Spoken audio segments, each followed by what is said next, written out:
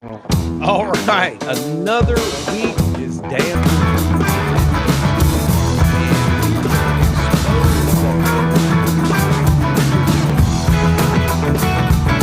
exposing and probably know what it is. I'll say this. Needless to say, that before I was a teacher, one of the things, and I'm not so proud of it right now, but before I was a teacher, I really thought that teachers had it made. I mean, you think about what teachers really get, and we get, or they get, we get summers off. We get a Thanksgiving break, most of us. In my school in Florida, we get an entire week for Thanksgiving. We get a Christmas break or a holiday break. And again, at my school, I don't know, we get 12 or 13, maybe 14 days. I don't even know how many days it is, but it's a lot, right? We get every federal holiday off at my school. I don't know about your school. And I used to think about that. And I thought that these people, these teachers, I used to think that these teachers have the best gig going. They get all this time off. They have all kinds of time to spend with their family. They get to do all kinds of things that they want to do. And then I became a teacher.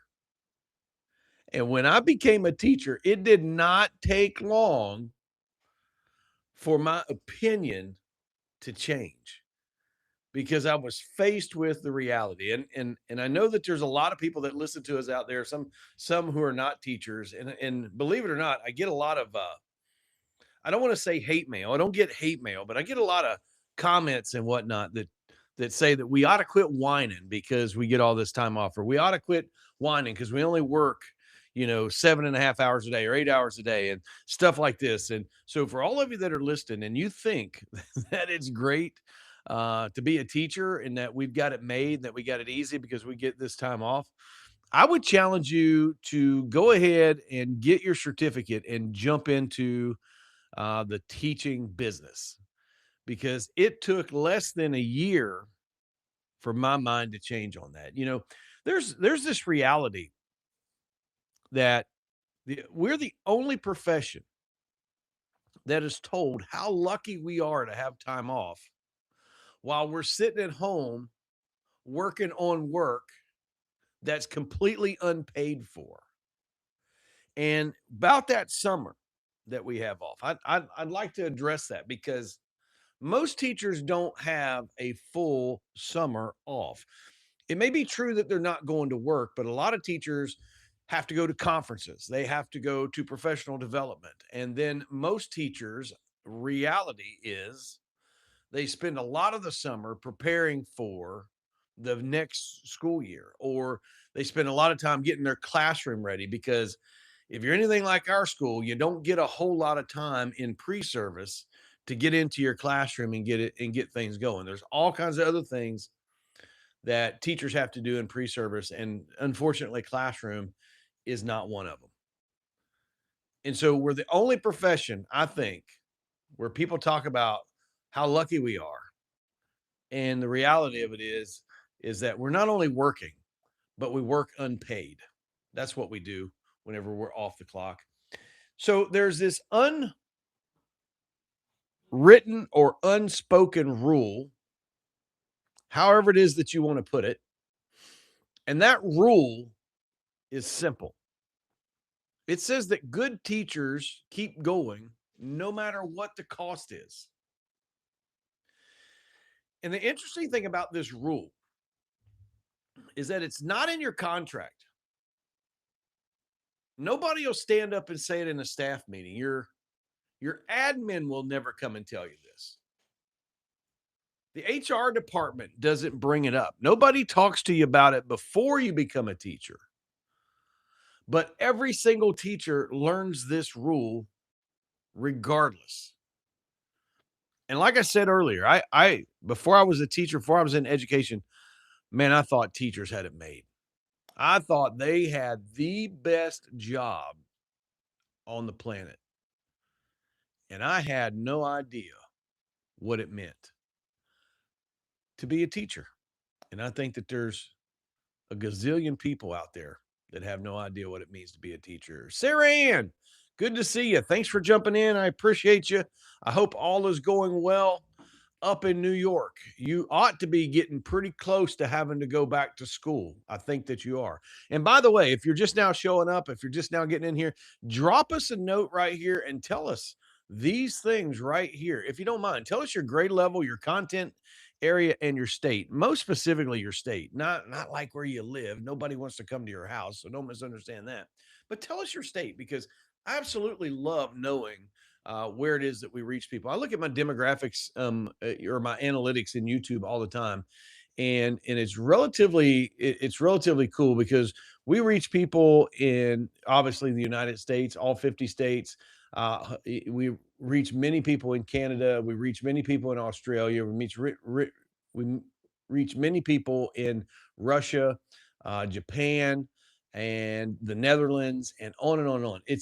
It's amazing how far YouTube reaches across the globe. I mean, you wouldn't think that you would reach people in Russia, and yet we do, or Japan, and yet we do. And you know what? The truth is they all come back with the same story. They are facing the same difficulties in other countries as it relates to teaching students as we are. Now, some of that may be more or some of that may be less, depending upon the area that we're talking about. But what I want you to hear is that the issues are universal. And I see my buddy Adam. He's in here tonight. Good to see you. On the first day of class, tell every student they are mediocre. Wow. I don't know about all of that. I don't think I'll take that approach, Adam. I appreciate you jumping in there. Let's see. Who do we have right here? Who do we have? Looks like Lisa. Good to see you. I can't get down there to grab your to get you up there on the screen. Yeah, looks like Lisa. Good to see you. Hope everything's going well wherever you are. Let's see right here. Let's see. How was the first day of school? My district of has this half a day of school, the first whole day. I remember that being a waste of time. Absolutely. Waste of time. I think, okay, I got to tell you, this is what our school does. And well, it's our district, it's not our school. We always end up going back to school on a Friday, right? I mean, why do we go to school on a Friday? And our first, our in service day, and of course, it's all stuff that you got to talk about that the principals have to say and all that other stuff and remind you to do your Title IX stuff and your bloodborne pathogens and then going over data from the previous year and all that stuff. And I suppose all of those things are important, but why do we got to do it on a Friday? We come in, we're on a Friday, and we don't have to come in till like 8:30, and then we get out at like 2 o'clock or something like that. So it's not much more than just a half a day, but it's on a Friday. Why do we do that? Does anybody else at school do that? That you show up your first day of in services on a Friday, or is that just a Florida thing? And it could very well be a Florida thing because we have we have a state mandated law that says that we have to be in school before August 10th, and usually we go to school on August 10th. I don't know if other places got it like that. For those of you watching out there, Sarah Ann, grades 3 through 5 in New York, she should be getting about ready to go back to school. Lisa here she's a specialist in Texas. Hey, so I read a lot about Texas out there, Lisa, and I am absolutely amazed at how many teachers are walking out of the schools in Texas. And as best I can tell, it's all about a state takeover out there. That like the state has gone into like the ISD schools in Fort Worth and the ISD schools in Houston. And tell me what you know about that, because I'm truly interested in why so many thousands of teachers are walking off the job in Texas. And I can't really make it all out. It's a little bit difficult for me. But I would absolutely love to know the answer to that right here. My Sarah says my school district always starts on the Wednesday after Labor Day. When I was a kid, we always went to school the Monday, the first Monday after Labor Day. And man, I tell you what, I wish we would get back to that. This whole idea. Now, I know that some of you who are in the northern states, you have to go a good portion of June. But I would absolutely love for school to be over on June the 1st and not go back until after Labor Day. That Now that would be a good summer off. Yes. Oh, let's see, Adam. Yes, at the beginning of every year, there are multiple useless meetings. They do. They do. Um, I really wish that you do a retreat. What state is that, Adam? That's I don't know if that's a good idea or not. I don't know to it that I would want to go on a retreat with teachers. I don't know if I'd want to go on a retreat with people that I work with. It might be a good team building activity, but I'm absolutely not sure that that's what I would want to do. Not at all sure that that's what I would want to do. But I'd be interested to hear how does that go out at your place. Although I might say it's in service, and so I kind of feel like I'm on a retreat, except it was not a paid retreat. Well, there's the problem right there. It was in Georgia. All right. And we're Florida people. And Florida and Georgia have a rivalry going on. Adam probably knows about that. So maybe there you go. Now, with all truthfulness, one of my dear friends, he works in Georgia. He works in a school in Georgia, and I would absolutely love to go to Georgia to teach. And the reason why is because they pay significantly more than Florida. And I believe that their retirement that you can get that you're fully vested in their retirement in a way quicker amount of time than what it is in Florida. I would absolutely love to go to Georgia to teach. Let's see here. It don't Sarah Ann says it doesn't. I don't understand the purpose of meetings. Yeah, they don't accomplish a whole lot. The only thing they seem to accomplish really well is getting people to gripe and complain that they have to sit in the meeting instead of being in their classroom. Adam, thank you for the kind words. I will take that as great sarcasm. Florida is filled with fine people, and there's a lot of great people down here. A lot of great schools. My school is one of them. Again, I say this all the time. My school and my administration is a complete outlier as to what most people deal with. If you came down here, you would think that it was like a completely different part of the United States, and you'd be like, "Holy cow, how do you guys get away with that?" And I say, "Well, I don't know. We just do it because we believe that our teachers ought to be supported. We believe that students ought to behave, and we don't think that we should just throw out grades just to be giving out grades." And I don't know if you caught it there the other day, but Teacher of the Year, I think it was in Philadelphia, maybe. She resigned her job because she was forced to change a grade. Let's look that up right quick. I can't remember where that was, where it was at. Anybody remember it? So let's pull it up right here. Oh, it's Tennessee teacher. Okay, I got it right there. Tennessee Teacher of the Year, 2005, 25, 26. And she was forced to change a grade. Now, okay, I don't have the facts in front of me, but I think that this student's grade was so bad it was like maybe in the single digits or low double digits, and she was forced to bring that up to a passing grade. And I thought that I read somewhere that she was forced to bring that up to an A. I don't know if that's true or not, but somebody fact check me on that because I can't remember. Hello from New Mexico. I grew up in Georgia. I should go back there. Absolutely.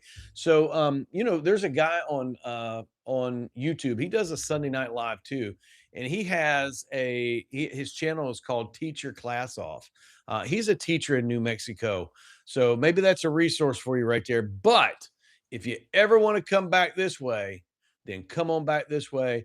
And okay, first of all, there's a couple things I can't say. Number one is go Bulldogs, and the other one is go Falcons. Okay, I have never, ever, ever been an Atlanta Falcons fan.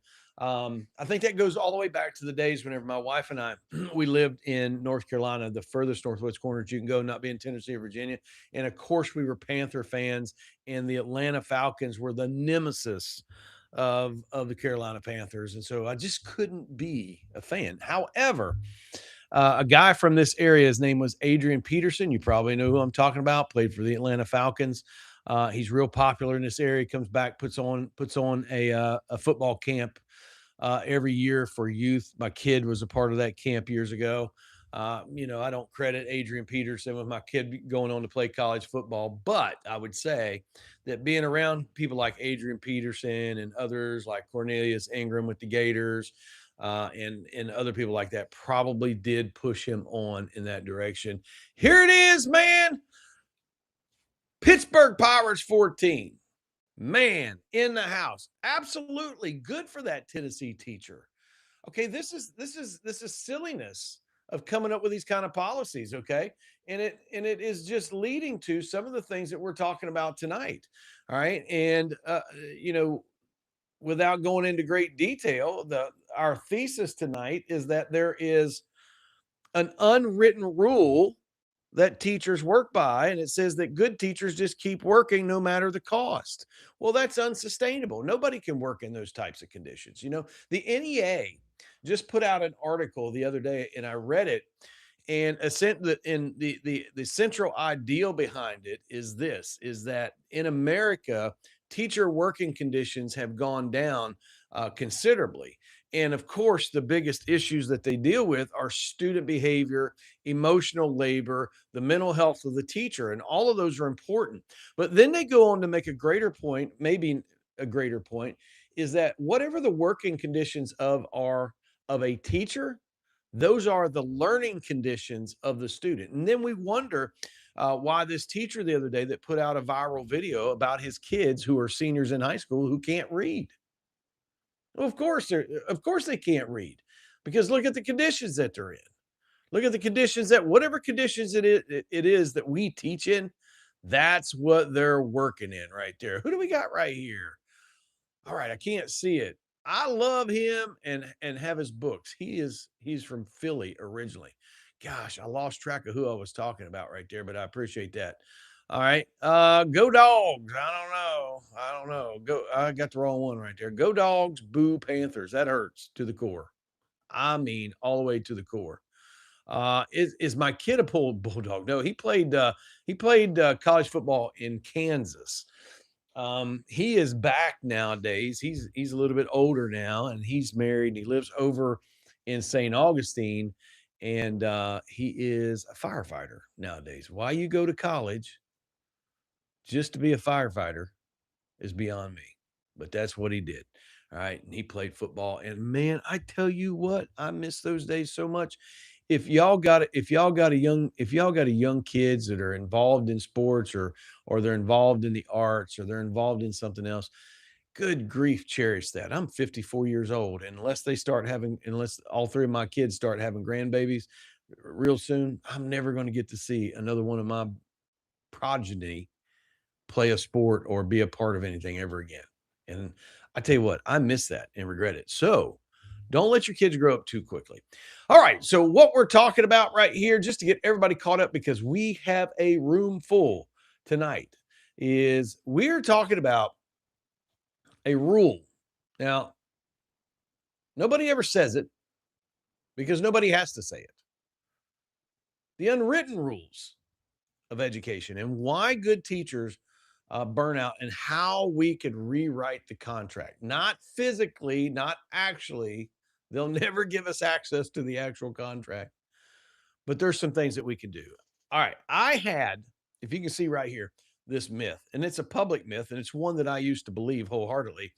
Before I was in education, I thought teachers absolutely had it made. I mean, we got summers off, they got they get weekends, got a lot of 3-day weekends. Some of us have no student days for a couple days at the end of the 9 weeks. We get half days, some of us, which we used to have those, and I wish they would bring those back for us during the years. We have Christmas break. At my school, we even get a week off for the county fair because kids have to go show their animals. And we get a lot of time off. And I used to think about that. And I used to think, man, these teachers, they got it made. They got the best gig of all jobs that there could possibly be. And I believed that all the way up until the point that I became a teacher. And it didn't take long for my mind to change. A lot of people on the outside, me included several years ago, look at teachers and think that they haven't made. And we think that they're lucky because they have all this time off, when in fact they're really at home, right? They're really at home doing unpaid work, unpaid work. And that's the reality. All right. And so, even though nobody ever puts it in their contract, even though nobody ever says it, nobody ever stands up in a staff meeting, your principal won't tell you, the HR people won't tell you. All right, nobody else will tell you. The only place you'll probably hear it is right here, is that good teachers keep going no matter the cost. That is the unwritten rule. Good teachers keep going no matter the cost. And one of the examples that I use for this all the time is Abby's Warner. Now, I don't know if you remember Abby's Warner, but Abby's Warner was a teacher in Virginia, and she taught first grade at the time.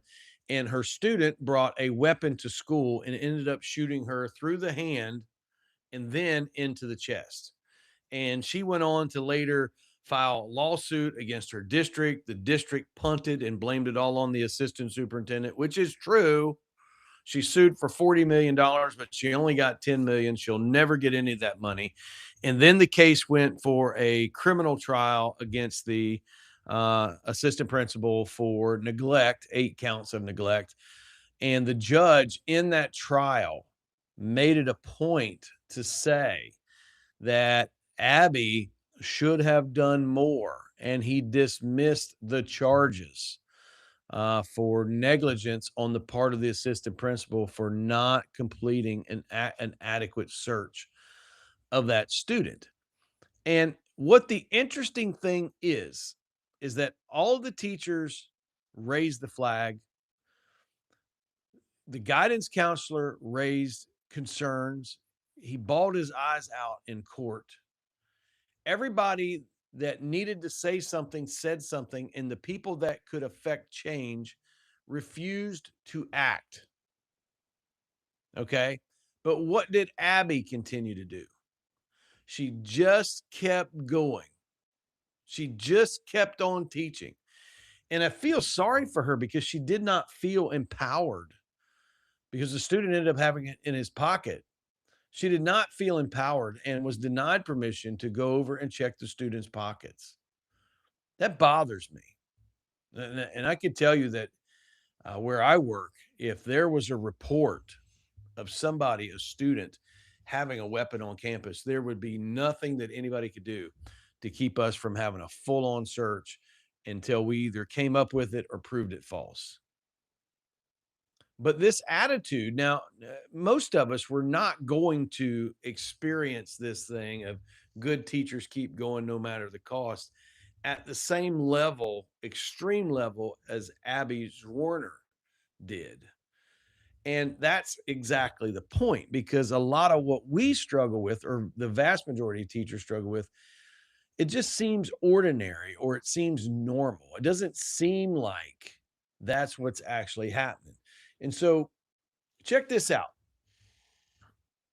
There's 3 levels here. One level is your time. Teachers are always, always losing time, giving up a planning period for coverage, or taking a stack of papers home, or whatever it is, or answering emails, or trying to finish up things at home. All of that takes time, right? And I find it interesting because at my school, teacher planning is protected like it's Fort Knox. And I do mean Fort Knox. And I'm glad that it is. I'm glad that teacher planning is important at my school and in my district. But it is my understanding that in other districts and in other states, that planning time is not necessarily protected. And as a if you're in one of those states, could you drop us a note in the chat and tell us what state that is? If you are in a place where planning is not protected. And I know what a lot of schools do is they do this little thing where they put time at the end of the day or time at the beginning of the day. And because they put that time right there, they can take that teacher's planning. If that's ever happened to you, let me know about that. I just want to hear about it. And the truth of it is that is a low level expectation that we just continue to teach right on. We just continue to work right on because that's what good teachers do. And then there's the second, there's the mental and emotional level. This whole idea of getting our emails and saying yes too many times to committees. The fact that we get into the fight or flight mode, and oftentimes it begins very difficult to function. We sometimes we end up losing sleep. We have health problems, on and on and on. Right in level two. Now, in level three, that's where Abby's Warner was, functioning even when the conditions become physically unsafe. Some of you work in those conditions as well. I could not, for the life of me, understand or even comprehend what it would be like to work in inner city Baltimore. That thought just scares me to death. The idea that you go to school with to try to teach students who are showing up to school not necessarily because they're there to learn, but because they're there in some places to run their gangs and to run their drugs that they bring from off campus and weapons. By the way, I absolutely could not imagine trying to work in that scenario. And yet, thousands of teachers work every day in level three in schools where it's not safe. And here's the implied rule: we're expected to keep functioning long after, sometimes long after, a reasonable line has been crossed. And I would even say sometimes an unsafe line, because we could go back over here to level one. Level one can turn into a level three very quickly when schools refuse to take aggressive, whether it's physical aggression or verbal aggression. Those are being counted in the same category nowadays.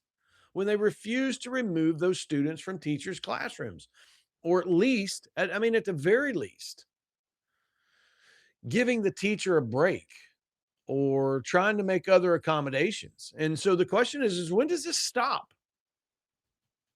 At what point can teachers say no more? Because you can see on the illustration as it goes up and how things begin to crack. That is the illustration of the teacher, how teachers break. There really ought to be some fractures over here in level one because that's where it begins, right? And nobody ever just comes out and says that this is what teachers ought to do. And that's where the real problem is because we really, as teachers, to some degree, we're doing this to ourselves. And I'll tell you why. It's because we care. Teachers care. We care about our students and we care about our colleagues. We care about our school. And so we go the extra mile. And what do we say a lot of times? I mean, what is it that we say? A lot of times we just look at this thing and we say, well, it'll just be this one time. And this is the just once trap, right? It's just this one time. It's just the kids need me. Or if I don't do this, then, the people around me are going to suffer. And it's the compromise. Then we begin to work past our contract hours and then we begin to take stuff home. And the problem with that, and you can see it right here, I really want everybody to catch it. When we do this, when we justify this whole idea of good teachers keep working no matter what, when we justify it and we compromise with it in whatever way it is, that becomes the new baseline. That becomes the new baseline. And then here's what happens. Once this new baseline is established, it's extraordinarily hard to get away from it. Because when we try to set limits and then we try to set boundaries on this new baseline, suddenly we begin to feel guilty. All right. We say, no, I'm not going to do that on my time off. And then we feel guilty. Or we say, no, I'm not going to give up my planning. and then we feel guilty, and then we say, no, I'm not going to stay late to help this student or that student, and then we feel guilty, or maybe we leave early, and then we look around and we see other people working, and we feel like that it must be us that's doing something wrong. And every bit of that, see it right there in the middle, is completely self-imposed. Completely self-imposed. And it's because the rule is unwritten. It's not spoken. Nobody ever says these things out loud, but that doesn't mean that they aren't equally as real and they aren't equally as powerful. So let's jump back into the chat right here. All right. All right. We got a lot, and I got to keep up with it because I'm just one fella again tonight. I've been working solo here for a little while. Let's see it.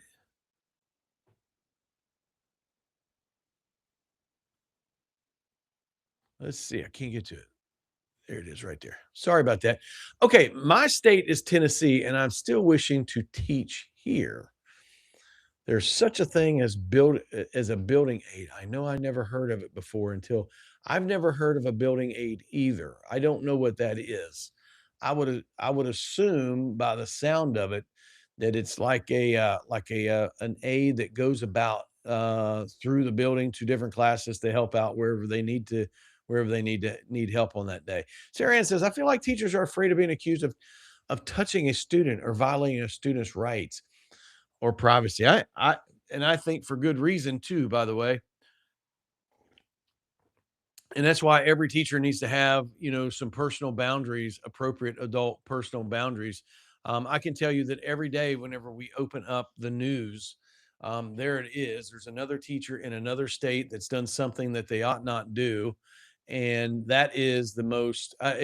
Somebody said the other day, I heard it said that this has reached like epidemic proportions amongst teachers, the crossing of professional boundaries with students. Pittsburgh Power says 14. It says we have a union. It's protected for sure. So our union in California or in Florida, it's not really strong in the sense that we can strike or that we can make a lot of demands, but it is very good at protecting our contracts. It's also very good at protecting us if there's like an accusation made against us, or if the admin, or if like your admin wanted to write you up or something like that, or some kind of disciplinary action. The union is extraordinarily good in those cases, and they get a lot done right there. So appreciate the work that they do. Let's see right here. I can't read the names. So it looks like Lucky. Yeah, I have an open house this week after our contractual hours. Admin says that even though you may get only one or two parents, it would be worth it. Is it? I think it is worth it. That's just my opinion. Now, at my school, we have open house, obviously, after contract hours, but we are comped for that. We are given comp time for however many hours it is. I mean, I think it starts at like 5:30 and ends at 8:30. I'm there for most of the things. So, our people get comped for it, and we appreciate that.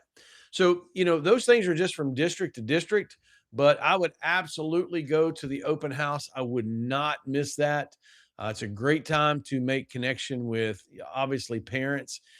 And for what it's worth, and I know that there's a lot of things that could be said about parents today, that they're not uh, doing their jobs very well, some of them, and that's true.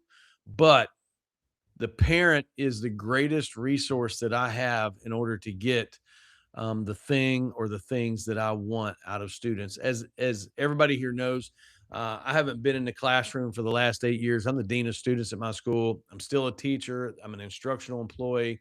I'm on instructional pay. I'm just on special assignment. And so I have to take care of obviously a lot of discipline, and a lot of it's very tough, and a lot of it's conversations that are very difficult. And some of those parents can be very difficult too, by the way. But in for the most part, for the most part, when I call parents, I get a good response because in general, parents want their kids to do well. They want their kids to behave. All right. That doesn't go out to all of them, but if I could, okay, so there's a lot to be said about classroom management and building relationship with students. We hear that all the time. As in fact, we're accused of a lot of times when things go wrong in the classroom. Yeah, well, you just need to build a relationship with that kid. Well, I got to tell you, there's some kids you just really can't build a relationship with. They are closed off. They're strong willed or whatever. However, relationships are important. And I think the most important relationship is with the parent, because what I need more than anything is I need to know and I need parents to trust me so that when I call them, they're not they're not challenging or um, trying to jump in front of their kid because they feel like somebody is trying to do their kid wrong. I need parents to trust me. And I have worked long and hard to get that. And it's not easy to get, but it is something that can be done. So going back to that question, is it worth it, the parent night? Absolutely. Pittsburgh Pirates 14, worth it in my opinion. 100%. 100%. Let's see what we get right here. Would be nice to get comp. Thanks for the reply. So that's an issue, and I don't know what your union does there where you're at, but that is an issue that your union can negotiate into your contract. So I would go to your union about that issue. Open house for the parents does sound better than a half a day for kids. Not the best idea, but something better. I don't know. I think it's a good idea. I first of all, I got to be honest with you. I like that night because, I've been at my school for so long now. I know so many people. I have such good relationships with so many people that I kind of like being there. I kind of like seeing them, and I kind of like seeing how much I know we're going to see them at school, but I kind of like seeing how much the kids have grown over the summer and things of that nature. So I would go. All right, got a couple things for you. First of all, I want to make sure that everybody knows about our free resources. There's a couple ways that you can get them right here. I think most people probably know about them, but you can get free resources right here, or you can get them down in the description box. I want to make sure that you get them.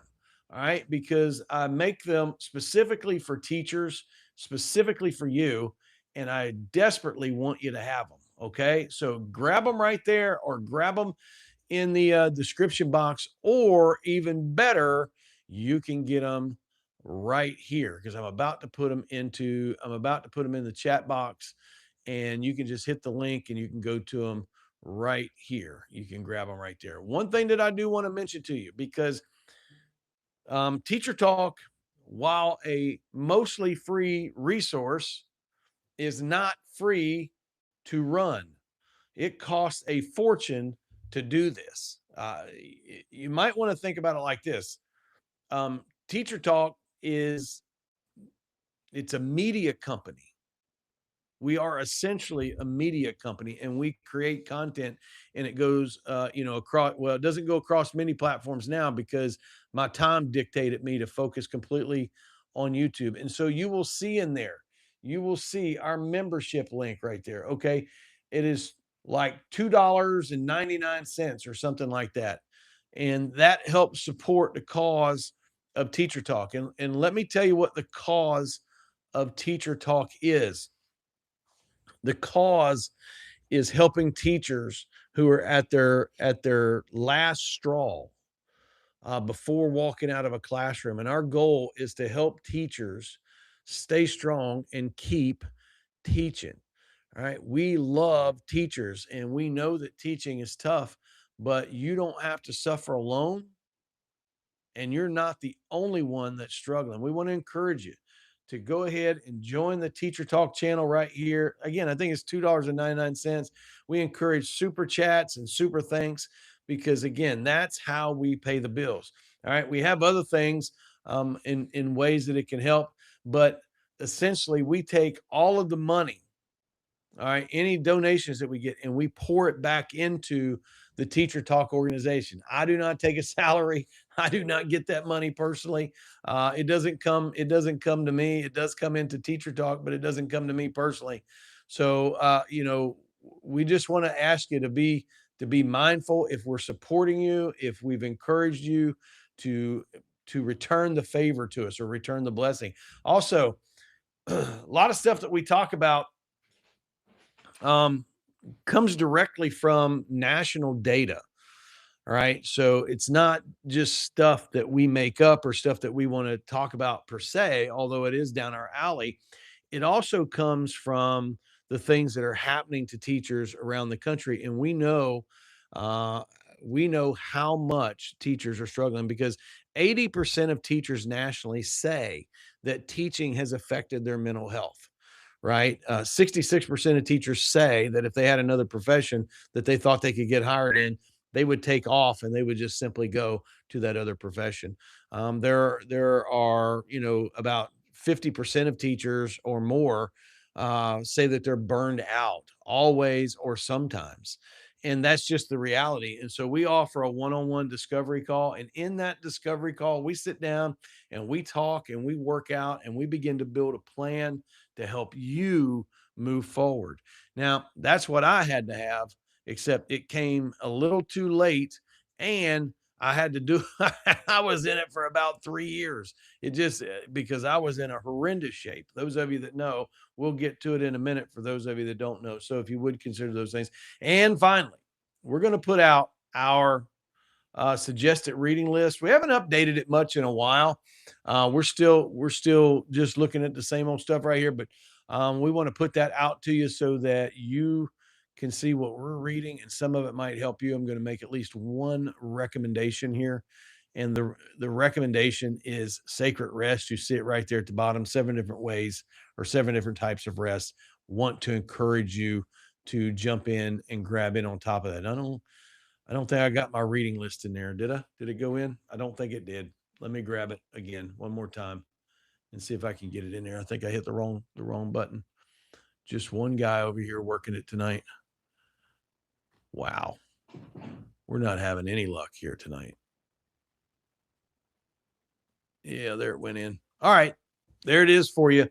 So I hope that you're able to get that. So here's the thing about these unwritten rules. Because you got to ask yourself, why in the world do we keep doing this?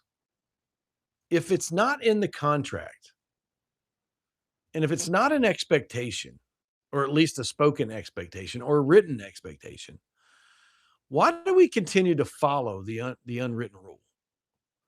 And the number one thing I think is fear. As teachers, we're afraid. We're afraid that we're going to let people down. We're afraid we're going to let our colleagues down.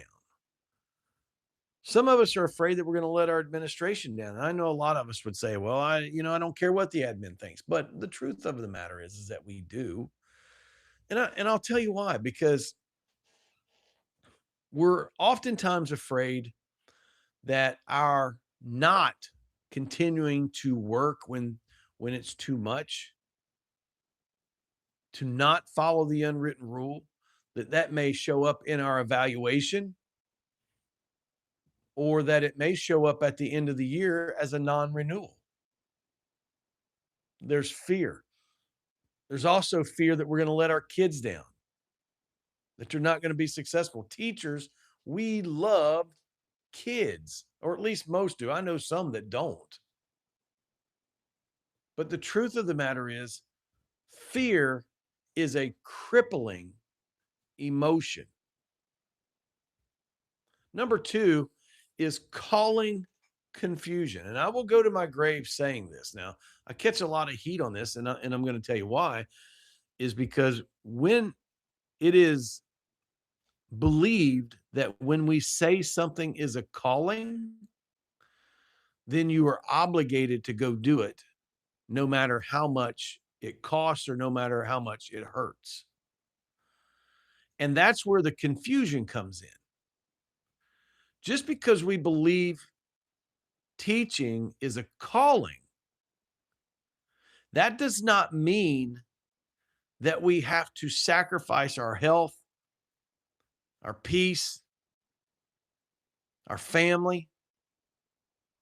We don't have to do any of that just because it's a calling. Because even though it's a calling, it is still a job. The third reason why we continue with the unwritten rule is because of system pressure. There are legitimate worries, and I got ahead of myself. There are worries. We're afraid that we're going to get a bad evaluation, or that we're going to get non-renewed, or worse, we might end up being blackballed, right? As a non-team player, as being lazy, right? System pressure. All of these things are real. And as teachers, we struggle with them. That's why we continue with the unwritten rule. That's what gives the unwritten rule its power. The unwritten rule wouldn't have any power at all over us if it weren't for these three things. There may be two or three more to add to it, but all I got is three, right? So teaching is a calling, but being called doesn't require you to sacrifice yourself. All right. Here's the thing. If you're going to live out your calling, living it out, sustainable energy and high care is necessary. And part of the way that you do that is through recognizing and respecting personal limits. Because you can't live out your calling if you're slowly, even unintentionally, destroying yourself. And that's what sacrificing yourself does. It destroys your physical and mental health. Everybody here knows, 4 years ago, I woke up and my face was paralyzed. I couldn't blink my eyes. I couldn't close my mouth on a fork. I couldn't smile. I don't want to get ahead of it. I'm just rambling on right here for a minute. And it comes from the inability to say no. Because saying no creates guilt. And oftentimes we equate exhaustion with effectiveness. But I want to say, as loudly as I possibly can,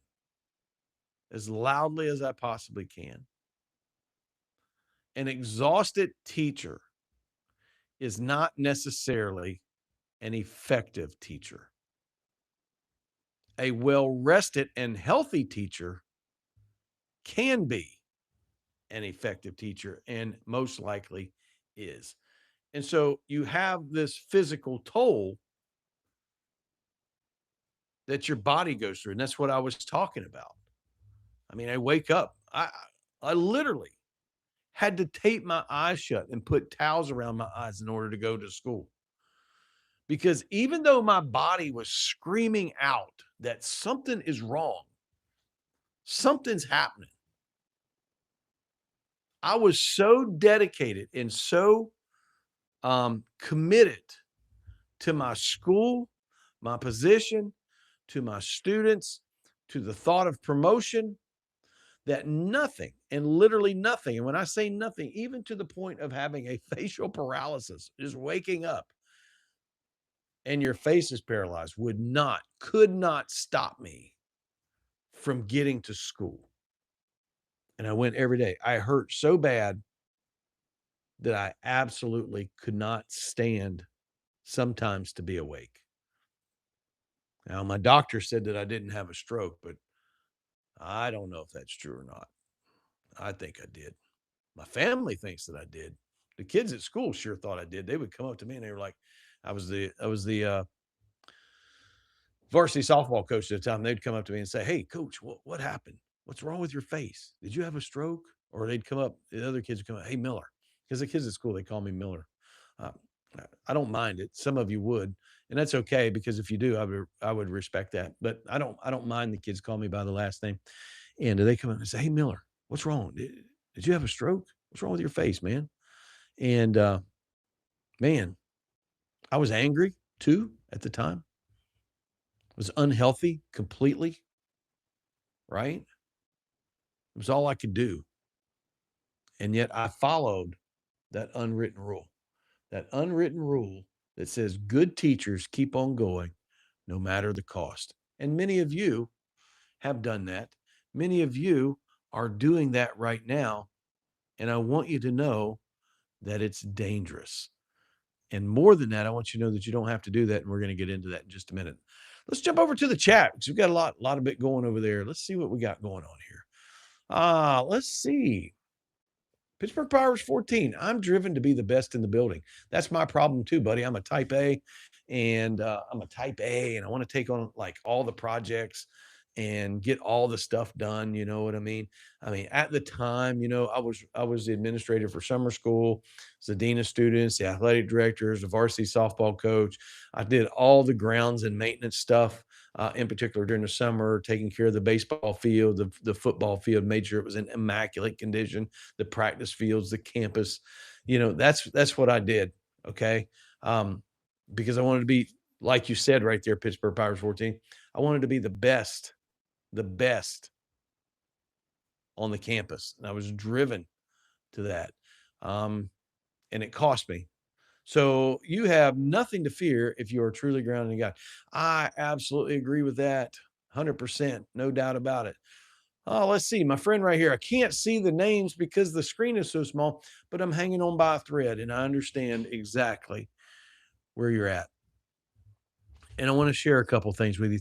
First of all, thank you for sharing that with us here.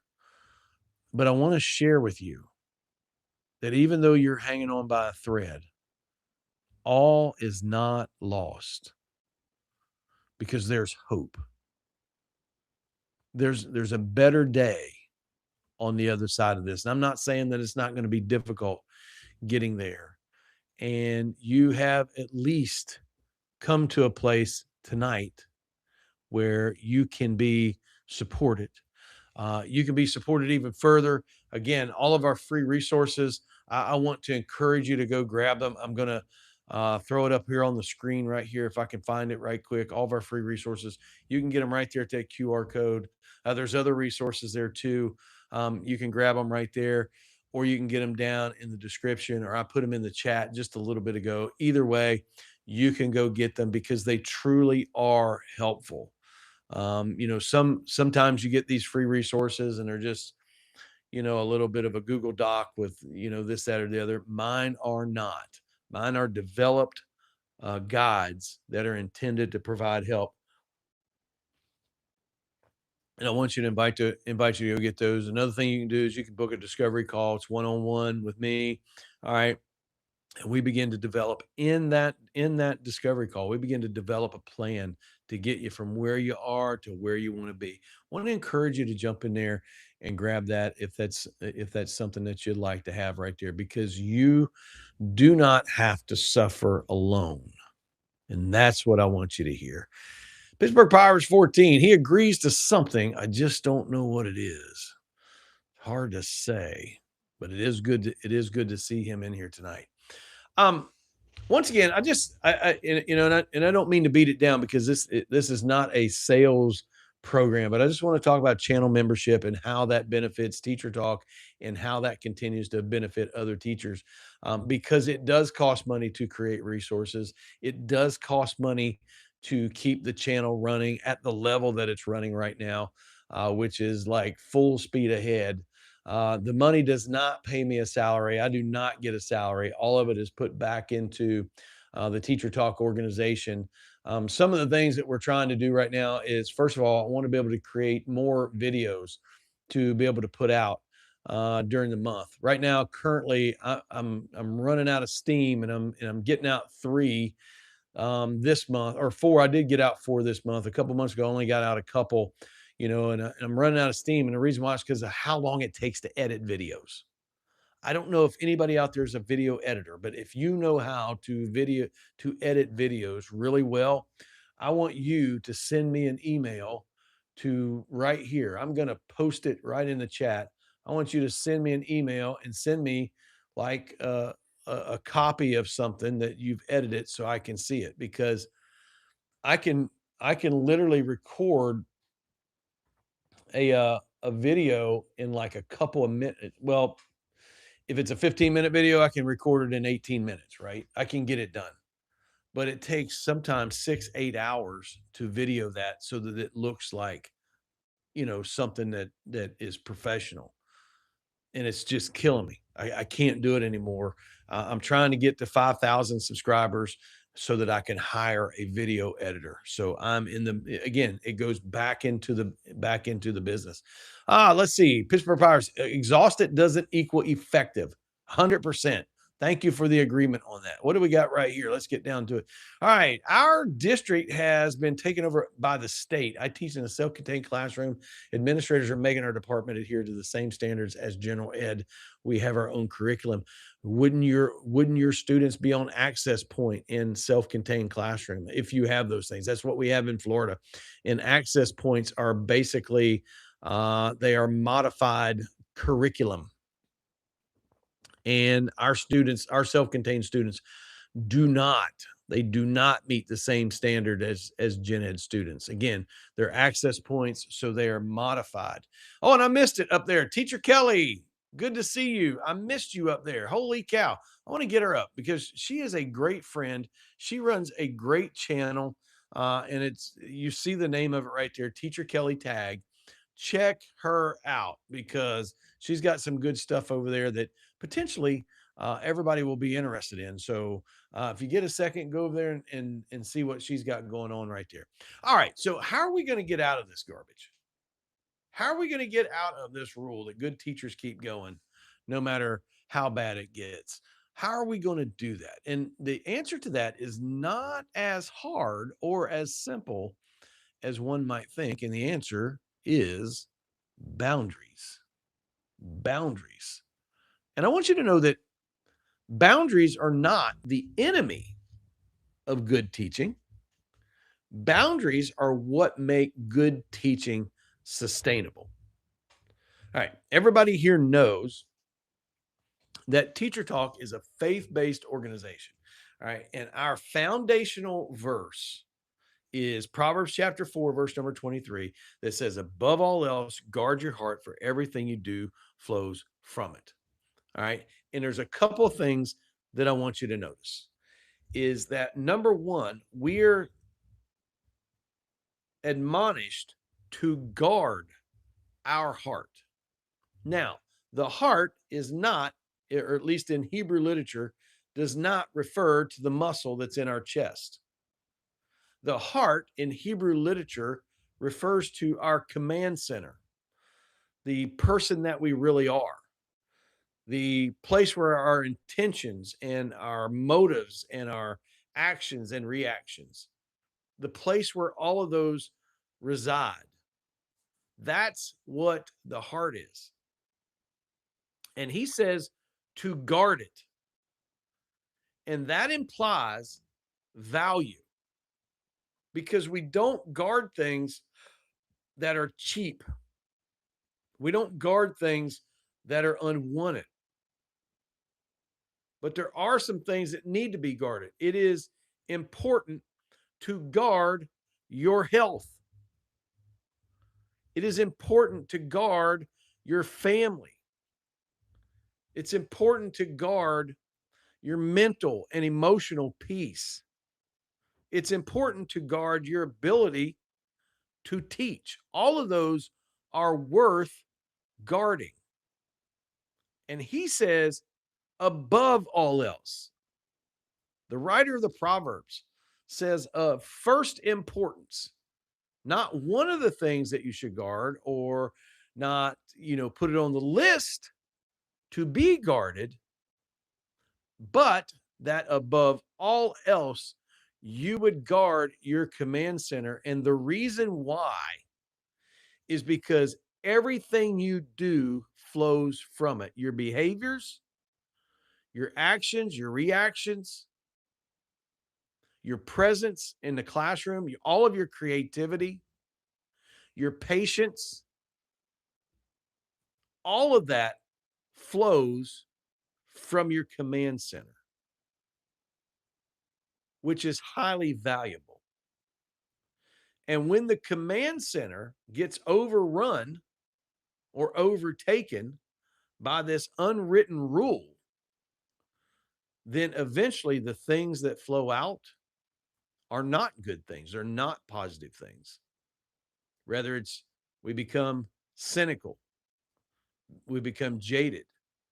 We might use the word toxic, which is the word that I use about myself, some almost 4 years ago, is that I was the most toxic employee on the campus, all because I didn't value my command center enough to guard it. Now, how do we do that? Well, I suggest three ways. There's probably more. Number one, let's think about micro resets and what they do for us. In building 3 to 5 minute tactical pauses into your day, all right? Not everybody has 5 minutes, but we can find 3 minutes. And you would be surprised at where you can take a 3 minute pause. You can take a 3 minute pause right in your classroom, even in the midst of the noise and clutter that goes on in your room. All right. You don't have to find a closet. You don't have to find a remote spot in order to have a micro reset. You can close your door, or you can uh, during class changes, you can keep the door shut for a couple minutes, or you can just put the phone down, meaning this thing right here, instead of nosing into this thing all the time like we do, you can put that down and just take a time to breathe. You could sit in your car for a few minutes before you go home and try to recenter. But the importance of these micro breaks and breath and breathing exercises that you can add to that is because those micro breaks and breathing exercises signal to your brain that everything is okay. All right. When we're in the classroom and it's chaotic and we're making decision after decision and we're being pulled away from this to go to this, and then we get pulled away from that to go over here, and then we try to come back and get to where we were to begin with, that has a profound effect upon our nervous system. All right. And these small breaks uh, give our nervous system a chance to recognize that not everything that's going on in life is an emergency. So I want to encourage you to do that. The second thing that we can do right here is mandatory recess. I talk about this all the time. It's a 24-hour period where nothing education related is allowed to enter in. Now, I normally suggest from 6 p.m. Friday to 6 p.m. Saturday. All right. And the reason why I suggest that is because most of us by 6 p.m. Friday, we're not working. Now, I got to tell you, that's not working for me right now because, again, I pointed out I'm an athletic director at my school, and right now it's football season. And, for the last 2 weeks, I've been at football games. Last Friday, I had to travel all the way over to Cocoa Beach from where I'm at, a 3 hour drive over, a 3 hour drive back. And then, I didn't get home till 2 o'clock in the morning. And then Friday night, thank the Lord we were at home, but it was still 11 o'clock before I got home. So it's hard for me to get that period of time right now. But I do have a 24-hour period of time where education, the thought of education, I put some things over here that you might think about, but those are outward issues. Okay. The final thing is the mental aspect. Don't even think about it. Don't even consider the idea of sitting around and pondering on a Saturday night or a Saturday morning what you're going to do first thing Monday when you walk into the classroom. It has to be let go. There has to be a period of time where you're not being emotionally and mentally invaded by things of education. You have to let it go. Number 3, the third thing that we need to work on is protecting our contract hours. Now, I gotta say, all of this, you gotta start small. You can't just try to completely make a brand new life change in the span of just a day or two. So start small. All right. I would love to tell everybody when you go in tomorrow, you commit to the rest of the year that you're not going to work that you're only going to work your contract hours. But that's not realistic. Right. You can work your way into that, but you got to start small. And so here's what I have suggested down through the years is that on Tuesday and Friday, we create a hard stop, right? We create a hard stop. We are stopping at contract hours, no matter what, on those days, right? Unless it somehow gets fouled up and they tell us we got to come to some meeting that we're forced to go to. Otherwise, we're going to stop. But then on Monday, Wednesday, and Thursday, you have flexibility. All right. Some people like to stay a little bit late. All right. And for a lot of teachers, that's a daycare issue. All right. Or whatever. I personally go in early. I try to get there 10 or 15, maybe sometimes 20 minutes before I really need to be there. And that 20 minutes is a productive 20 minutes. All right. Now, I know what some of you are thinking. You're thinking, well, I can't do the Tuesday and Friday, and I can't just do 15 or 20 minutes after school because I got too much to do. And so the uncomfortable truth is this that you will never get all the work done.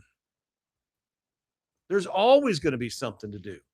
There's always going to be a paper to grade. There's always going to be a student that has a problem. There's always going to be an email to be sent or to be replied to. There's always going to be a parent call. There's always going to be a meeting. There's no end to any of that. All right. So the work is never going to get done to begin with.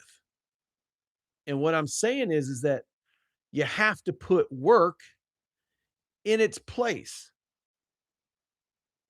Your work cannot be the driver and dictator of your life and of your time. And that's exactly what teaching does is we get so engrossed in it and we become so involved in it. And before long, our entire identity is wrapped up in it. It can't be that way. And so here's the thing. There's a fear in setting boundaries. And I just gave you some. All right. You can take that and do whatever you want to with it. Okay. Those boundaries that I just set. And there's a fear, and it's because we're afraid of what might happen. And I understand that because as I shared with you 4 years ago, my face went paralyzed. Well, I worked an entire year with a paralyzed face and didn't take a day off. Right. That was the craziest and dumbest thing that I've ever done in my entire life. Well, 3 years ago, in that year period, I was reaching my limit. And so I ended up taking an entire summer off. I'd never been off an entire summer, so I took it off. And 2 weeks before school started, I went in and I sat down with the principal and assistant principal. And in that conversation, I shared with them what I would do and what I wouldn't do. And I don't want you to misunderstand. It was a very professional conversation. It was not hostile. It was not me being matter of fact, although the conversation was not me asking permission. It was a great conversation. I want to tell you what they did. They took notes. And every once in a while, they would shake their head. They didn't really say anything. They didn't really ask a lot of questions. And then the conversation was over. I don't know, it was probably an hour. And when that conversation was done, I have never felt so good professionally or as a person in my entire life. I mean, I had my chest puffed up, right? I had my arms back. I mean, I felt like that I had actually accomplished something. And I did. But going into that conversation, I was extraordinarily concerned. I mean, because at the end of the day, I literally and actually enjoy my job. I enjoy what I do. And I was concerned that I was either going to get, you know, maybe fired, or I was going to be told, well, if you can't do those things, maybe you need to go on down the road, or we're going to move you over here, or we'll send you because you can be sent from one school to the other, or we're going to do this. I had no idea what was going to happen. And so, what do you think happened? All of the fears. What do you think happened? Nothing. Not a single thing. There was no retaliation. There was no hard feelings. There was no, threats. In fact, those boundaries that I laid out that day, they have never one time ever tried to push past those and tried to force me to do the things that we talked about in that room on that day. Never. Not one time. And you know what the truth is? I think most administrators will at least listen. Uh, Can I say that your administrator will be as understanding? No, I can't. Can I say that there's not an administrator out there that won't fire you or try to fire you or make your life miserable? Absolutely not, because there are some bad administrators in the education business. There are some unhealthy leaders and unhealthy organizations. So I would absolutely 100% never, ever, ever tell you that that conversation couldn't go sideways on you, because it could. But here's what I will say is that we have a responsibility, I think, for ourselves to communicate clearly and professionally what it is that we can sustain, what it is that we can actually do. And at the end of the day,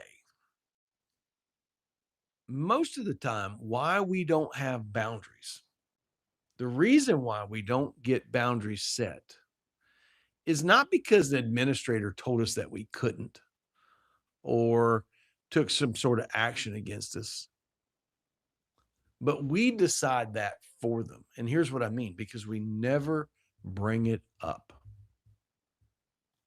Don't be afraid to sit down and have a professional conversation with your administration about what you can and can't sustain.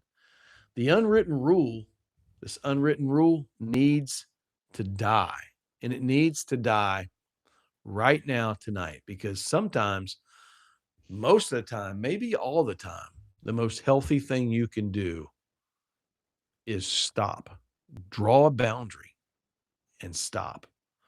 Because a healthy teacher is not a less dedicated teacher. A healthy teacher is exactly what allows you to continue to be a teacher. And I know that the people that we talk to on YouTube are teachers that absolutely love what they do.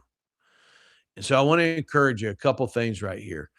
First of all, we have all kinds of free resources, but there is a specific resource, and I don't know if I have the link to it or not, to the specific spot that it goes. I don't know if I have, and I do not. So I'm going to drop this link right here. All right. This link. This will take you to free resources. All right. And the resource that you're looking for is the Teach Without Burnout guide. Teach Without Burnout. I'm going to put it in here. If I can get my keyboard to cooperate.